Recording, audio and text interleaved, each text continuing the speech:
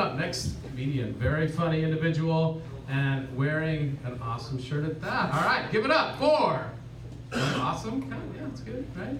I like it. Thumbs up. Give it up for. Oh, my mom. Sorry. Suresh, everybody.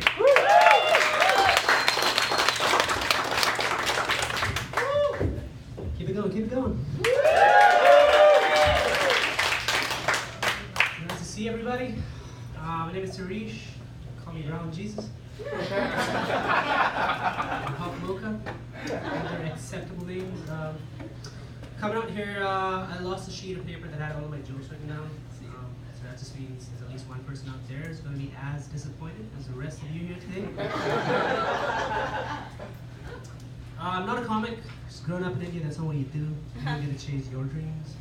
But you get to chase my friends and dreams of your parents. Don't get me wrong, though, my dad always told me, Suresh, you can be anything you want to be, huh? Anything. As long as it's an engineer. Any engineer. So obviously I became an engineer, and now being told that I have one of your jobs now, so I guess it all worked out.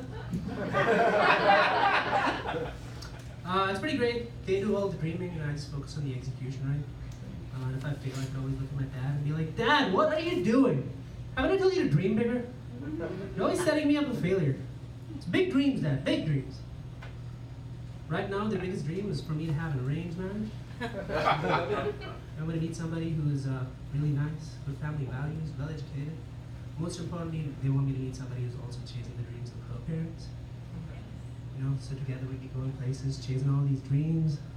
Some might even say we're a dream team. I came to California about 10 years ago, and what immediately struck me was how unreasonably nice everyone is to you here. You know, people are always like thanking you for things that you didn't do, or apologizing for things that they didn't do. The other day I didn't even show up to this really important meeting at work, right? I expected to get in trouble. But what I got instead was an email that said, "Hey Suresh, I'm sorry you couldn't be at the meeting."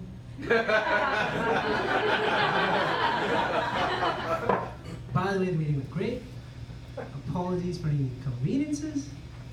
Thank you for your time. I appreciate it. You can't appreciate that. That's bad behavior on my part. Are you going to call it out?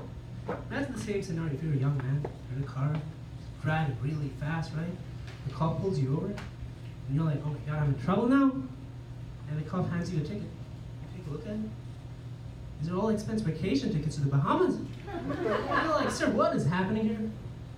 The cop's like, young man, you were going way over the speed limit. Judging by how fast you were going, I see that you have a zest for life that I haven't seen in many. You deserve this. Follow your dreams, kid. So, but I don't have any dreams. Thank you for your time. I appreciate it. I think the statement, don't drink and drive, is presumptuous. Because if it's a statement for a sober person, it would just be, don't drink. Don't drink and then drive assumes the drunk person is a responsible adult, right? It's got me thinking, I'm actually pretty responsible when I'm drunk.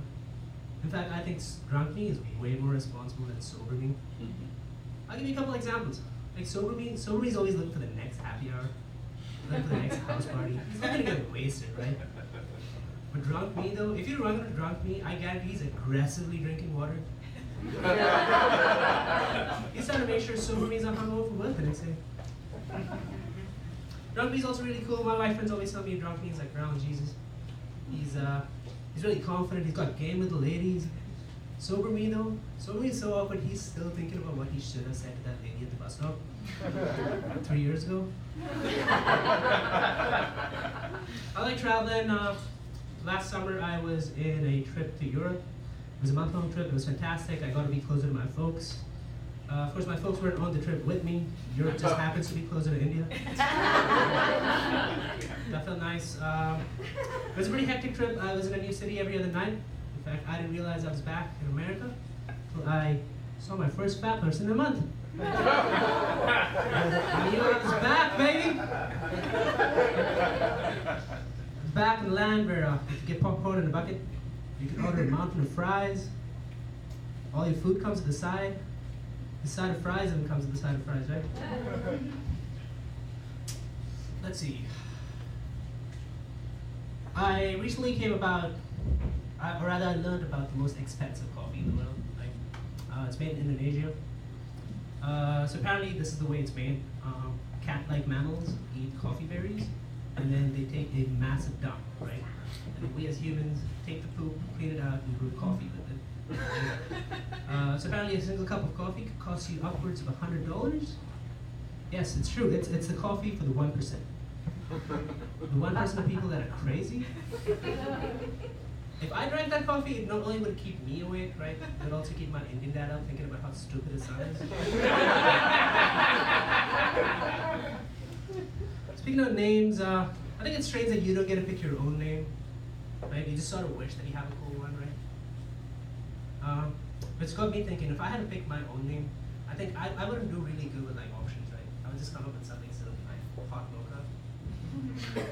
Exotica would be my last name, so Hot Mocha Exotica. I guess it doesn't really matter though if you do have a cool name, like none of your friends are going to acknowledge it. We can attest to that. Your close friends are just going to call you something stupid like Ass Bandit. Speaking of names and coffee, he knows. Speaking of names and coffee, I feel like the most difficult job is definitely being a barista. Like, not only are you making hot brown bean water all day, you also need to get everybody's names right. That's pretty stressful.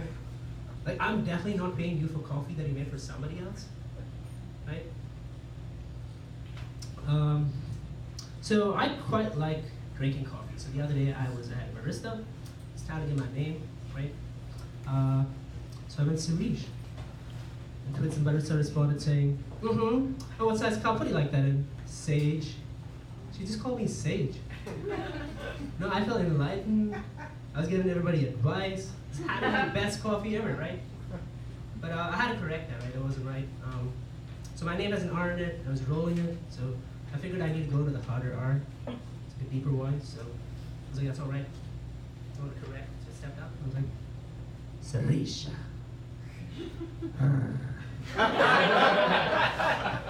The barista was immediately like, "Sir, are you having an episode?" I